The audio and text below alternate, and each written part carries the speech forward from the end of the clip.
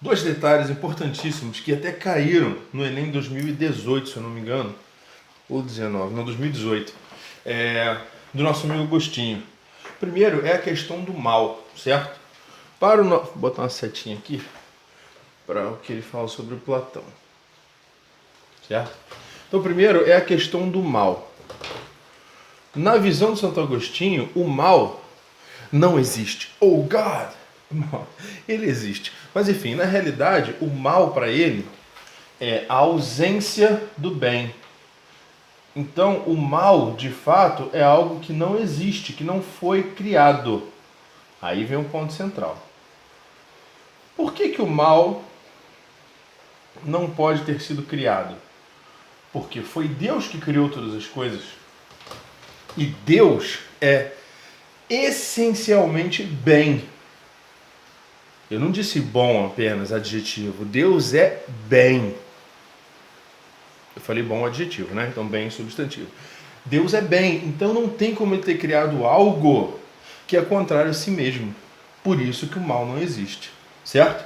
Então, para o Santo Agostinho, o mal não existe. O que é o mal, então? Ele é a falta de algo, é a falta, é a ausência do bem. Vou até botar o bem com letra maiúscula aqui. Então, Deus... Por que o mal não existe? Porque Deus criou todas as coisas e Deus não pode ter criado algo, certo? Então, o mal é a ausência do bem. E como que essa ausência do bem surge? A partir do livre-arbítrio, certo? Quando o homem escolhe não seguir o caminho do bem. Mas não é o mal que surge, é o bem que deixa de existir ali. Beleza? E outro caso importante é o seguinte. Para o nosso amigo Agostinho, existem limites para a compreensão humana, certo? Então você tem que lembrar desse termo aqui, ó. São limites da compreensão humana. Por que é isso? O que isso aqui tem a ver? Cara, os seres humanos são seres claramente limitados. Então não adianta o ser humano ficar se questionando acerca do que... mas o que Deus fazia antes de nós?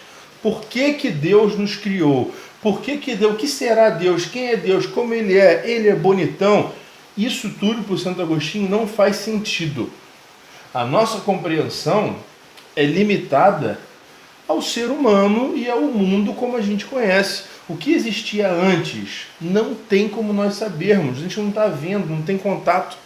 Se eu fico me perguntando sobre uma coisa que tem, que existe, que acontece, sem eu ver nada sobre aquilo, cara, isso é conjectura boba, isso é fantasia da minha cabeça.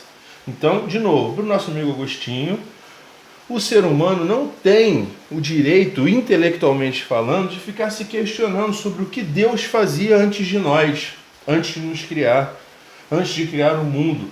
A gente não tem como saber nada sobre isso, então nós devemos nos ater aos nossos limites, que é o quê? A partir da criação do universo. Ali a gente pode discutir, porque a gente tem contato, embora limitado, né, com o universo, beleza? Agora vamos para a escolástica. A escolástica, durante a escolástica, como eu já havia comentado antes, o cristianismo, a Igreja Católica Apostólica Romana já está edificado, certo? Então o lance agora é o próximo passo. O grande objetivo da escolástica é unir razão e fé. Esse é o grande desafio, ok? E quem é o cara desse período? É o nosso amigo Tomás de Aquino. São Tomás de Aquino. Tem gente que fala Santo Tomás de Aquino. O grande lance do nosso amigo Tomás de Aquino, ele foi muito influenciado pelo Aristóteles. Tanto que tudo que se passa aqui nesse período, a gente chama de... Por exemplo, vou colocar aqui do lado. Nesse período aqui, a gente tem a ciência ou a filosofia, que é característica desse período, certo? E ela pode ser chamada de ciência escolástica, pode ser chamada de ciência ou filosofia medieval, ciência ou filosofia escolástica medieval, e também pode ser chamada de aristotélica, o que é um sacrilégio, né? Não é bacana isso, porque... Mas enfim, é assim que é chamado, inclusive em questões do Enem. O Tomás de Aquino foi um cara muito importante para a história da humanidade. Depois desse período medieval, que é o período que a gente sabe, historicamente, que o conhecimento ficou muito concentrado na mão da igreja, que grande parte, enorme parte da população da Europa era analfabeta, né, justamente para essa questão do controle, certo? Eu, pessoalmente, acredito que esse controle começou como uma coisa positiva. Tipo assim, eu vou controlar para que as pessoas não fiquem pecando e acabem indo para o inferno, certo? Mas aí depois esse controle fugiu totalmente e a questão virou dominar tudo mesmo, virou uma questão de domínio, é o que tudo indica, né? E aí o que acontece? Nesse período aqui, é o período subsequente, que é quando o homem volta a buscar a iluminação da razão, certo? Nesse período, os pensadores criticam demais o Tomás de Aquino. Tomás de Aquino é o foco da atenção de todos eles, para criticar, para derrubar, para dizer que ele estava equivocado, que ele não era um cara coerente. Francis Bacon, que é um cara muito interessante, inclusive diz que Tomás de Aquino fazia uma ciência invertida. Era uma ciência que começava pelo resultado. E a gente vai entender o porquê, beleza? Então, olha só. E aí, então, como ele foi influenciado pelo Aristóteles, até cai muito em questões de vestibulares pelo Brasil, já caiu no Enem, as pessoas se referindo à forma de ciência do Tomás de Aquino como uma ciência aristotélica, certo? Ou medieval ou escolástica. Então, olha só. Não tem uma ligação tão bacana entre o Tomás de Aquino e Aristóteles como a gente tem entre Agostinho e Platão. Mas o lance do Tomás de Aquino se apegar ao Aristóteles é a questão da materialidade. Vocês devem lembrar que Aristóteles é um cara muito pé no chão. Tanto que é por isso que ele rompe com seu mestre Platão. Aristóteles, discípulo de Platão. Ele rompe com Platão, porque para o Platão, qual é o ponto central de tudo? O mundo das ideias, a episteme. Lá é o local, é aquilo ali que eu devo buscar. Aristóteles fala, cara, como é que eu vou ver minha vida com base em algo que eu nem tenho certeza se existe? Mas como é que isso aqui pode ser ligado a um religioso? Cara, é mais simples do que a gente pensa. Agostinho focava as atenções dele no céu, no reino dos céus, no paraíso. Tomás de Aquino focava suas atenções em como nós devemos agir, como a pessoa deve proceder aqui na Terra, para que, quando ela morrer, ela ascenda aos céus. Então, Tomás de Aquino é um cara muito mais ligado aos procedimentos da religião. Ele é um cara mais ligado aos rituais, certo? Tanto da religião quanto da questão filosófica, beleza? Então, Tomás de Aquino é um cara cheio de regras, muito provavelmente inspirado pelo nosso amigo Aristóteles, certo?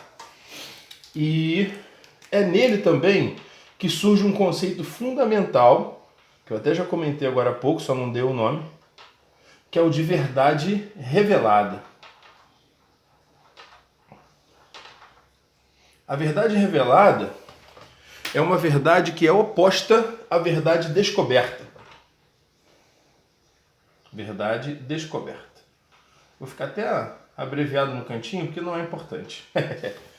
Verdade descoberta é aquela que vem do homem.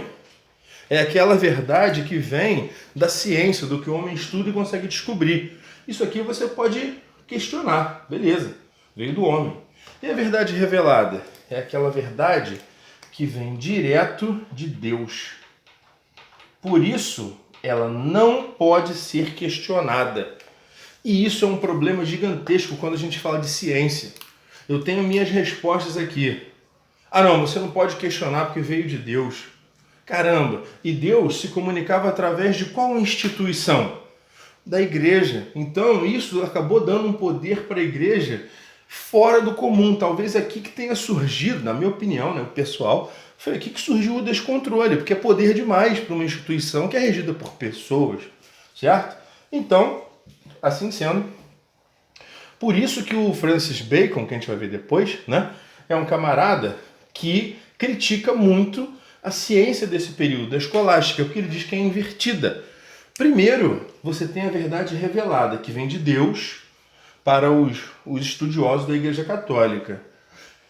Depois dessa verdade, que é depois que ela chega, é que esses estudiosos da Igreja Católica têm a obrigação de explicar racionalmente aquilo. Então, primeiro você tem um fato, que vem direto de Deus, depois a razão tem que fazer explicação disso. E a ciência a gente sabe que não é assim. Aí, vamos estudar matemática. Toma o resultado, me manda a equação. Calma aí, não é assim que se faz, certo? Então, para a gente encerrar aqui, o nosso amigo Agostinho, a escolástica e a filosofia medieval. Veja bem,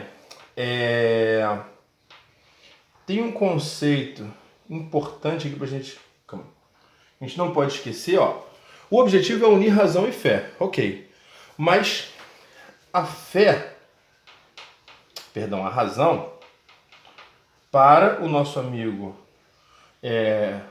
Tomás de Aquino e a escolástica, a razão deve ser submissa à fé. Isso aqui que bagunça um pouco o esquema. A razão deve ser submissa à fé. Então o objetivo era unir, certo? Unir a razão à fé. Beleza, tem que ter união. Mas nessa união não fica essa organização assim, razão e fé. A razão fica submissa à fé. Então, existe a união? Existe. Mas a fé é que manda. E aí entram frases do tipo, entre o céu e a terra existem mais mistérios do que supõe a nossa vã filosofia. Isso mostra que, embora a razão seja importante para ele, a fé é mais.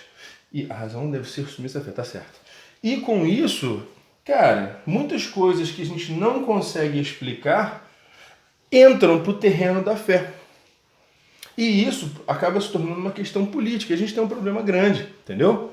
Mas enfim, com isso aqui e essas explicações aí que nós tivemos em 2 vídeos, pode crer que dá para amassar em questões que possam cair sobre isso. Beleza? Bacana.